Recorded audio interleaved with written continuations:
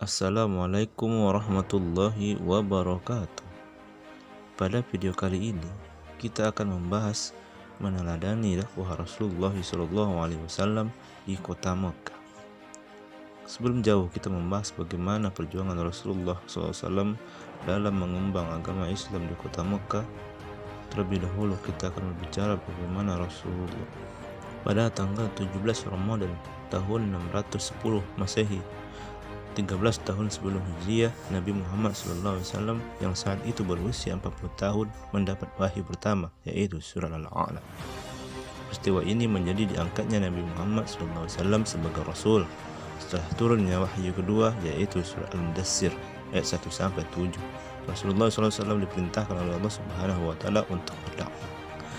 Bukanlah hal mudah untuk menyampaikan ajaran tauhid kepada penduduk Mekah. Hal ini dikarenakan mayoritas penduduk Mekah telah memiliki agama, yaitu menyembah berhala. Masyarakat Arab ketika itu dikenal dengan masyarakat Arab jahiliyah karena masih berada dalam kebodohan. Kebodohan yang dimaksud adalah kebodohan dalam bidang moral, norma, etika, hukum, dan agama. Sungguh berat tugas yang diemban oleh Nabi Muhammad SAW. Dakwah Rasulullah SAW di kota Mekah mendapat tentang hambatan dan hinaan dari kaum Quraisy. Namun semua itu tidak menyurutkan semangat Nabi Muhammad SAW dalam berdakwah. Sikap mulia yang dicontohkan oleh Rasulullah SAW adalah tetap sabar, tangguh, rela berkorban, tabah, dan optimis akan mendapat perlindungan dan pertolongan dari Allah Subhanahu wa Ta'ala. Seandainya Rasulullah SAW bersikap keras dan berhati kasar, tentu orang-orang Arab di Mekah akan menjauhi Nabi Muhammad SAW. Jika mereka menjauhi Nabi Muhammad SAW, berarti misi dakwah terancam gagal. Berkat rahmat dan kasih sayang Allah Subhanahu wa Ta'ala, Nabi Muhammad SAW berlaku lemah lembut kepada mereka. Sungguh pada diri Rasulullah SAW itu terdapat suri tauladan bagi seluruh alam. Akhlaknya mulia, tutur katanya lembut, cinta pada umatnya, dan kasih sayang yang besar kepada sesama. Sebelum kita berbicara bagaimana dakwah Rasulullah SAW di kota Mekah, kita akan membahas dulu tentang masyarakat di masa Nabi Muhammad SAW sebelum menjadi Rasul. Kondisi masyarakat Arab jahiliyah di waktu itu berdasarkan asal-usul keturunan penduduk Jazirah Arab dapat dibagi menjadi dua golongan, yaitu Qahtaniyun keturunan Qahtan dan Adnaniyun keturunan Ismail bin Ibrahim. Pada awalnya golongan Adnaniyun menduduki wilayah utara dan wilayah selatan diduduki oleh golongan Qahtaniyun. Namun seiring perkembangan waktu, kedua golongan itu membaur menjadi satu karena perpindahan dari utara ke selatan dan sebaliknya.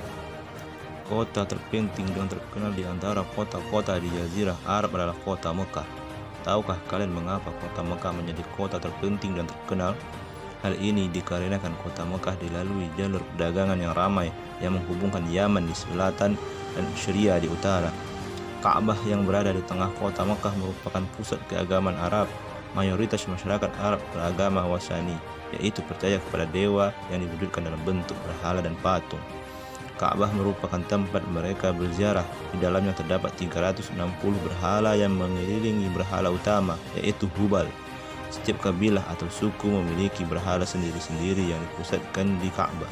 Selain Hubal, berhala yang terkenal adalah Lata, Uzza, dan Manat. Ada pula sebagian masyarakat Arab menyembah malaikat dan bintang, seperti yang dilakukan kaum Sabi'in. Hal ini adalah salah satu bentuk kejahiliaan di bidang agama.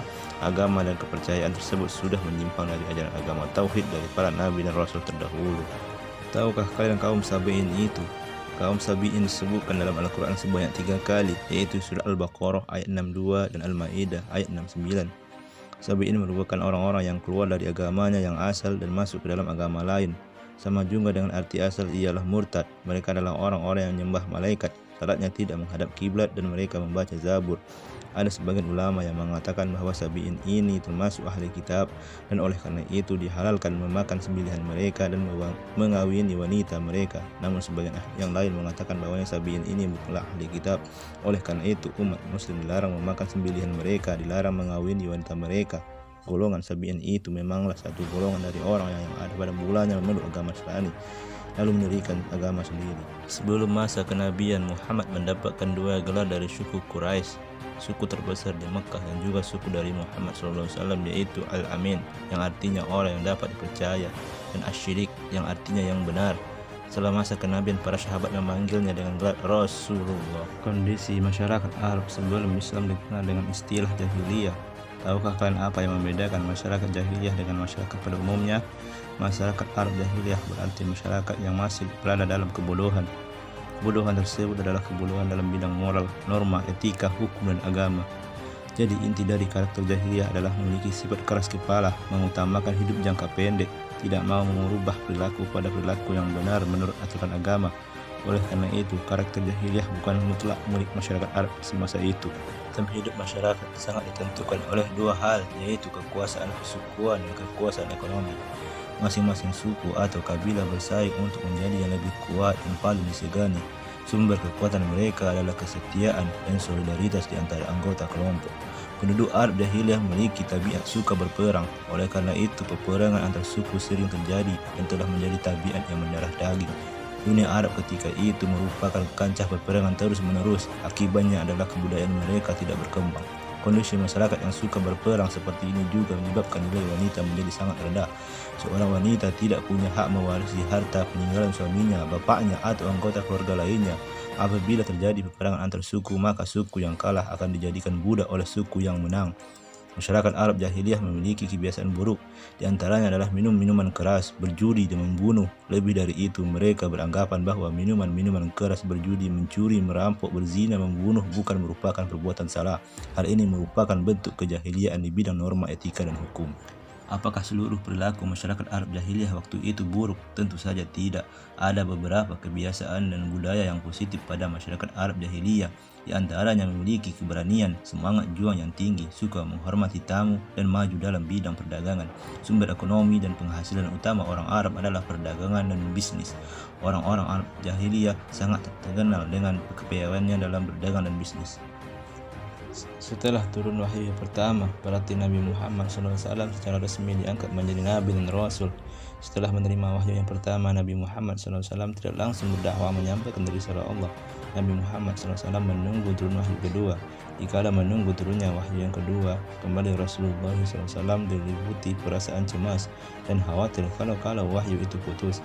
Bahkan beliau hampir saja putus asa, akan tetapi beliau tetap bertahan sebagaimana biasa di Gua Hira.